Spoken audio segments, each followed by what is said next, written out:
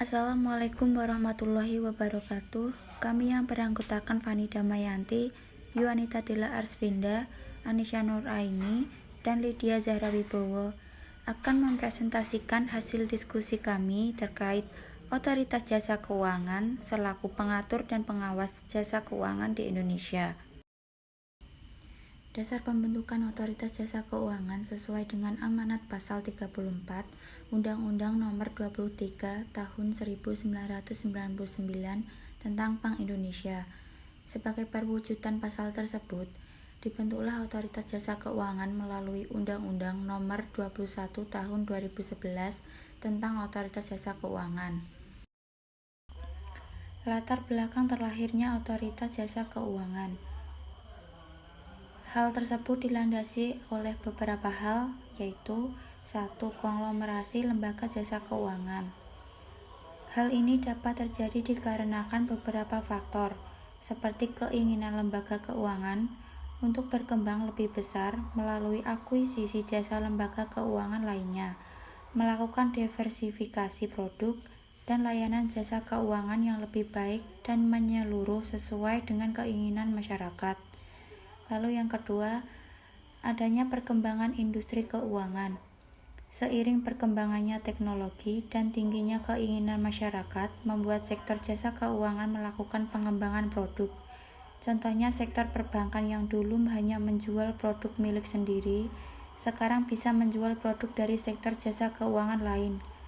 Hal ini membuat adanya perpindahan resiko produk jasa keuangan sehingga dibutuhkan otoritas jasa keuangan untuk mengawasi. 3. Perlindungan konsumen. Berdasarkan Undang-Undang Nomor 21 Tahun 2011 Pasal 4, 28, 29, dan 31 mengamanatkan pada otoritas jasa keuangan untuk memberikan perlindungan konsumen dan masyarakat di sektor jasa keuangan. Lalu yang keempat, amanat undang-undang.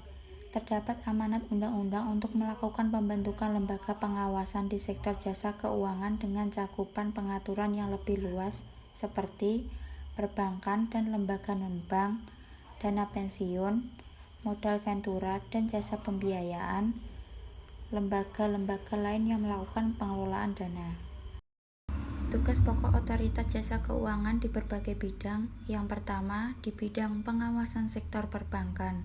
1. Melakukan penelitian dalam rangka mendukung pengaturan bank dan pengembangan sistem pengawasan bank.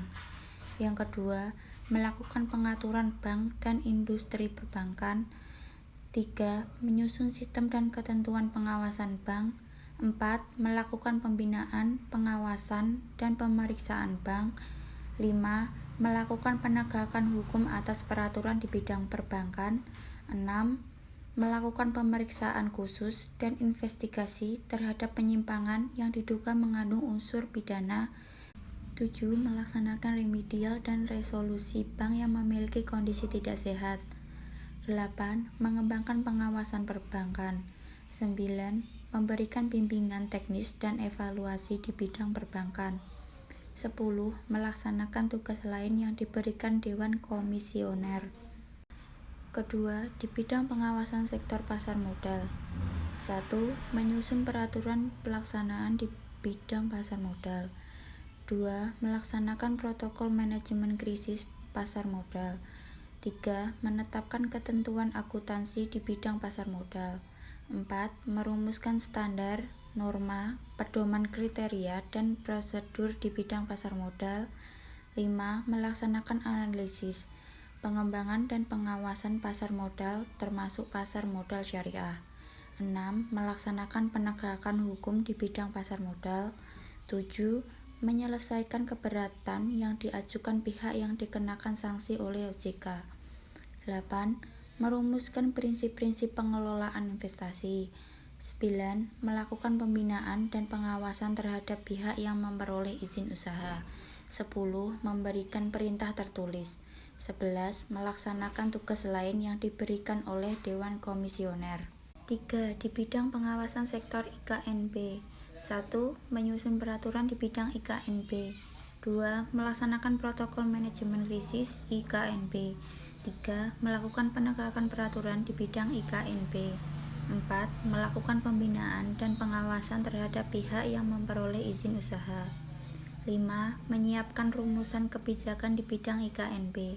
6. Melaksanakan kebijakan di bidang IKNB sesuai dengan ketentuan perundang-undangan.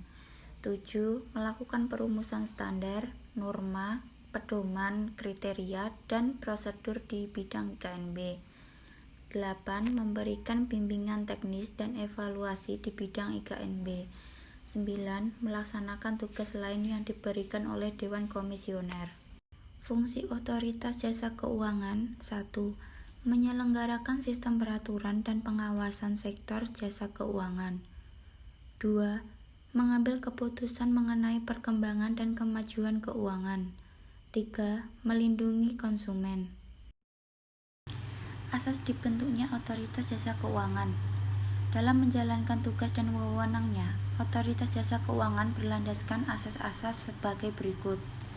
Yang pertama, asas independensi, yang berarti independen dalam pengambilan keputusan dan pelaksanaan fungsi, tugas, dan wewenang OJK dengan tetap sesuai peraturan perundang-undangan yang berlaku. Lalu yang kedua, asas kepastian hukum. Asas dalam negara hukum ini mengutamakan landasan peraturan perundang-undangan dan keadilan setiap kebijakan penyelenggaraan Otoritas Jasa Keuangan. Yang ketiga, ada asas kepentingan umum. Asas yang membela dan melindungi kepentingan konsumen dan masyarakat serta memajukan kesejahteraan umum. Lalu, asas keterbukaan.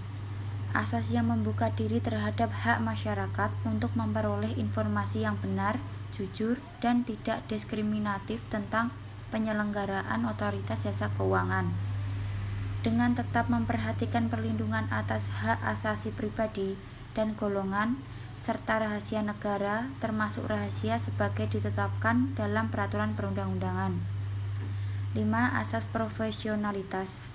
Asas yang mengutamakan keahlian dalam pelaksanaan tugas dan wewenang Otoritas Jasa Keuangan dengan tetap berlandaskan pada kode etik dan ketentuan peraturan perundang-undangan. Lalu yang keenam, ada asas integritas. Asas yang berpegang teguh pada nilai-nilai moral dalam setiap tindakan dan keputusan yang diambil dalam penyelenggaraan Otoritas Jasa Keuangan. Dan yang terakhir ada asas akuntabilitas. Asas ini menentukan bahwa setiap kegiatan dan hasil akhir dari setiap kegiatan penyelenggaraan Otoritas Jasa Keuangan harus dapat dipertanggungjawabkan kepada publik. Kebijakan Strategi Otoritas Jasa Keuangan tahun 2020. 1. Peningkatan skala ekonomi industri keuangan. 2. Mempersempit regulatori dan supervisori gap antara sektor jasa keuangan. 3. Mempercepat penyediaan akses keuangan serta mendorong penguatan penerapan market conduct dan pelindungan konsumen. 4. Pengembangan ekosistem ekonomi keuangan syariah. Inisiatif Strategis Otoritas Jasa Keuangan atau OJK pada tahun 2021. 1. Arah pengembangan dan pengawasan sektor jasa keuangan atau juga disingkat SJK. 2. Penajaman pengawasan SJK terintegrasi berbasis teknologi informasi. Ketiga, percepatan digitalisasi serta optimalisasi ekosistem digital dan literasi digital untuk mendukung pemulihan ekonomi nasional. 4. Perluasan akses keuangan dalam rangka mendukung pertumbuhan UMKM dan pemulihan ekonomi nasional. 5. Penguatan ketahanan dan daya saing SJK. 6. Pengembangan keuangan berkelanjutan. Sekian presentasi dari kami. Jika ada pertanyaan bisa ditanyakan di WhatsApp group. Wassalamualaikum warahmatullahi wabarakatuh.